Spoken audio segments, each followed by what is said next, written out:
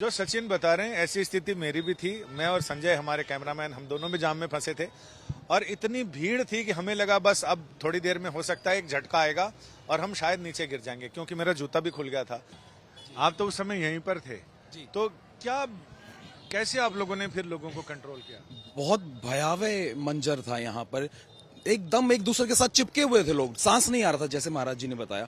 तो फिर हम महाराज जी की आज्ञा से जैसे हमने लेडीज को, बच्चों को पहले धीरे धीरे अंदर लाना स्टार्ट किया और बहुत सारी लेडीज ऐसी थी, रो रही थी, हमारा परिवार अभी भी बाहर है, लेकिन हमने उनको सांत्वना दी। हमने कहा रुकिए, आप पहले पानी पीजिए, आप दवाई लीजिए, आप खाना खाइए। सांत्वना बहुत बड़ा संबल होता उस समय, क्योंकि उस समय हमने पूरी यहाँ पे दास धर्म कैंप के जितने भी सेवादार थे, सबने हमने एक ही मोटिव बांध लिया कि हमने सबको सांत्वना देना है, हौसला देना है और ये कहना है कि आपके परिवार को हम मिलवाएंगे।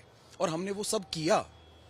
हमने हमारे साउंड सिस्टम से अनाउंसमेंट्स की, बहुत ज्यादा अनाउंसमेंट्स की, पानी पिलाया, लंगर खिलाया, दवाई करी, पट्टियां करी हमने। और यहाँ पर जितनी भी बुजुर्ग लेडीज थी जिनकी हाइट थोड़ी छोटी थी, वो बिल्कुल दम घुट रहा था, उनको खींच खींच के बाहर निकाला, उनको खींच के अंदर किया। जेंट्स आने की कोशिश कर रहे थे, उनको भी रोका, उनको कहा ठीक है आप रुकिए, माताओं बहनों को हम पहले अंदर ले लें, बच्चों को अंदर ले। छोटे छोटे बच्चे उनके हाथ में थे और वो आपस में ही लड़ रहे थे कि बच्चों को क्यों लेके आए तुम। मैंने कहा नहीं, कोई बात नहीं, ये लड़ने का समय नहीं है, ये हिम्मत बांधने का समय है और हमें साथ में चलना है। जो सचिन बता रहे हैं ऐसी स्थिति मेरी भी थी। मैं और संजय हमारे कैमरामैन हम दोनों भी जाम में फंसे थे और इतनी भीड़ थी कि हमें लगा बस अब थोड़ी देर में हो सकता है एक झटका आएगा और हम शायद नीचे गिर जाएंगे, क्योंकि मेरा जूता भी खुल गया था। लेकिन उसी समय पुलिस वालों ने अनाउंसमेंट किया, बस 100 मीटर और धैर्य रखिए, 100 मीटर बाद खुला स्थान है। उसके बाद हमें भी संबल मिला और हमें लगा कि अब हम बच जाएंगे। आपने बहुत पंप दिए, हम आपको देख रहे थे, आपने एक माता जी को पंप भी दिया था जी। वहाँ पे जैसे गुरुजी ने बताया कि वहाँ से आ रहे थे तो रश तो बहुत ज़्यादा था, भीड़ भी उभरी हुई थी। वहाँ पे इस साइड पे जो पंडाल लगा था उसमें भी काफ़ी बिजली का सामान था, धक्का मार रहे थे, सब कुछ निकाल रहे थे कि अगर वहाँ सब स्टेशन तक टूट ना जाए। फिर वहाँ तो इलेक्ट्रिसिटी कितने लोगों की जान जाती, लोग मरते वहाँ पे। एक वहाँ पे लेडीज जो लेटी हुई थी, पंप उसको पंप दिया पर वो बचा नहीं पाया। एक और था, उनको भी दिया पर वो महाराज जी की कृपा से उसके तो बचाव हो गया जी। महाराज जी, तो क्या जितने सारे सेवादार हैं सबको सीपीआर की ट्रेनिंग दी हुई है? अरे भैया, अपनी जान गवा बैठो, पर हमारे सामने अगर हमको किसी ने सेवा दे दी, हमको ड्यूटी दे दी, तो फिर ईमानदारी से निभाओ। अगर नहीं निभा सकते तो फिर ये काम नाटक चाटक मत करो, पखंड नहीं है। यहाँ पर टेंट में कीर्तन सत्संग हम लोग नहीं करते, भजन कीर्तन और कथा कीर्तन नहीं करते। ये तुमको टीवी पे मिल जाएगी, सब जगह मिल जाएगी। अभी भोजन अन्न क्षेत्र है तो अन्न खिलाओ सुबह से शाम तक। उस दिन हमने रात को बंद ही नहीं किया, रात को 2 बजे सिर्फ लगाकर नया लंगर तैयार करना, सुबह फिर चालू करना। आप लंगर ही बांट लो ना लोगों को, भूखे को, वहां संगम में स्नान कर ले, वही सबसे बड़ा। महाराज जी, आपको लगता है कि जितने भी शिविर लगे हैं उनमें जो उनके सेवादार हैं, उनके शिष्य हैं, उनको कम से कम सीपीआर की ट्रेनिंग जरूर दी जानी चाहिए? कुछ ऐसा हो तो कोई भी आदमी अपने आप में डॉक्टर हो जाए। पूरी ट्रेनिंग से ही करत अभ्यास, जड़मत होत सुजान, प्रैक्टिस जो होगी, जो उनको सिखाया जाएगा, अवेयरनेस होगी कि लोगों को बचाने का। अगर कल को मान लो हमें यहाँ पर पंडाल लगने भी हैं तो पहले ही उसको 15 दिन की ट्रेनिंग दी जानी चाहिए। तुम्हारा पंडाल लगना, प्रतिनिधियों को बुलाओ, कल को कोई हजूम आ जाता, क्योंकि इसे ह्यूमन एरर, कब को कुछ भी हो सकता है। ऐसा नहीं है कि ये जहां भीड़ होगी, जहां बहुत ज्यादा भीड़ होगी, वहां कुछ ना कुछ छोटी मोटी दुर्घटना होगी और उसके लिए हमें तैयार होना चाहिए। समझदार लोगों को अनाउंसमेंटें लगातार जारी रहनी चाहिए माइक पर कि सब ध्यान रखो, इस नंबर पे मुड़ना है। और यहाँ पर सब लोग, इस बात की प्रॉब्लम हुई, साइनेज का अभाव है। हाँ जी, किसी की प्रॉब्लम ये थी कि किसी को पता नहीं था जाना कहाँ है। हाँ।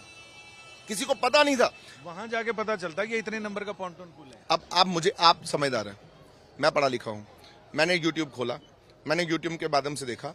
मैं यहाँ पर आज कितने समय से हूँ, पीछे चला गया था फिर आ गया। मेरे को अभी तक पूरा सिस्टम समझने में बहुत समय लग गया। एक बेचारा पढ़ा लिखा नहीं है और यहाँ पर जो भीड़ आ रही है, आपको मालूम है कहाँ से आ रही है? हमारे लिए श्रद्धालु लोग वही हैं, प्यारे लोग हैं, एकदम पवित्र आत्मा है, एकदम उनको कुछ नहीं मतलब।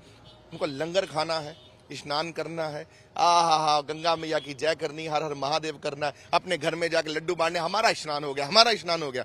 वो ये चमक धमक में नहीं जीते, उनको कुछ नहीं मालूम। उनको तो केवल मालूम है कि हम जमीन से जुड़े लोग हैं और हम लोगों को कुछ नहीं आता। उनको समझाने के लिए बाहर से जब उतरे वहीं पर उनको इकट्ठा करके उनको समझाया जाए, देखो तुमने जाना कहाँ है, किस क्षेत्र में तुम जाओगे, कहाँ रुकोगे, व्यवस्था कौन सी है।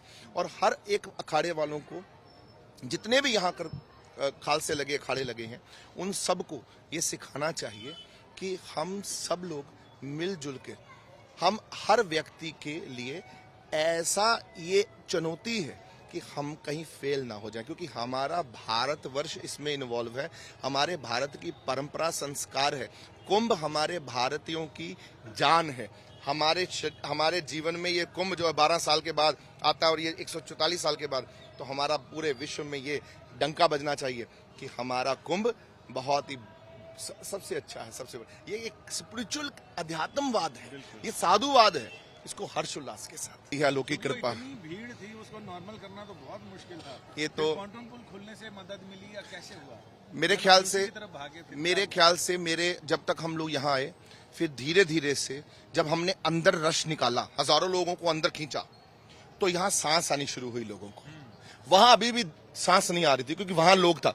उन लोगों को फिर प्रेशर हट के वो लोग यहाँ पर सड़कों पे आए। अगर मान लीजिए यहाँ से हम 2000 आदमी को बीच में से निकाल देते हैं और वो 2000 आदमी वहां से खुला हो गया, यहाँ से खुला हो गया, तो सांस आनी शुरू हो जाएगी, उसको राहत मिलनी शुरू होगी, फिर समझ आएगी बुद्धि को, क्योंकि जब सांस नहीं आती तो बुद्धि भी नहीं चलती। 4 मिनट में तो बंदा मर जाएगा अगर नाक बंद कर दो तो। कहा है साइंस ने, तो दम घुटेगा ही घुटेगा। वो दम घुटने से मृत्यु हो रही थी लोगों की, सांस नहीं आ रही थी, पानी नहीं मिल रहा था, खाना नहीं खाया था, रोग रात तक चल रहे थे, 24-24 घंटे हो गए थे लोगों को चलते हुए।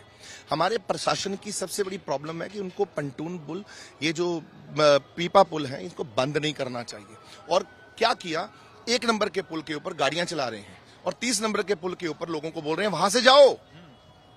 ये अक्लमंदी है। लोग यहाँ से आएंगे तो ज्यादा सहूलियत होगी। आप मुझे बताओ, हाँ आपने तो देखा है, आप तो संगम नोज पे थे, वहां से आओ। और वो रात को चिल्ला रहा है वो हमारे कमिश्नर भाई साहब, मेला अधिकारी, बाकी सब जो लोग हैं, इनको सियाने होकर, जिन्होंने मेला देखा हो, जिन्होंने काम किया हो, जिनको अकल हो, ये तो जांच कमेटी योगी जी को तत्काल बिठाकर, अभी आ गई है जांच कमेटी, पता चला हमको, और सस्पेंड भी काफी हुए हैं। इसको अब आगे से, आज से संकल्प लेना चाहिए कि ऐसी दुर्घटना ना हो और लोगों में जो भय का माहौल है उसको निकालना है, क्योंकि अब सामान्य हो चुकी स्थिति। परंतु आगे जितने दिन तक कुंभ चले, वो वही कुंभ महाकुंभ और वही नजारा, वही खुशी आप सब में, हम सब में देखने को मिले। इसी के लिए मैं आप लोगों के माध्यम से ये बेनती कर रहा हूँ और आपका शुक्रिया कर रहा हूँ कि आप लोग दिन रात लगे हो, सोए नहीं हो। ये दर्द आप में भी झलक रहा है, पहले जो जिसमें हर्षोल्लास देखने को मिल रहा था, नहीं देखने को मिल रहा आप लोगों में भी, क्योंकि मायूस है। जोगी जी रो पड़े, क्यों रोए? उनका दर्द है। तो हम सब जोगी जी के साथ खड़े हैं और ये दुनिया भी खड़ी है, पूरा यूपी खड़ा है।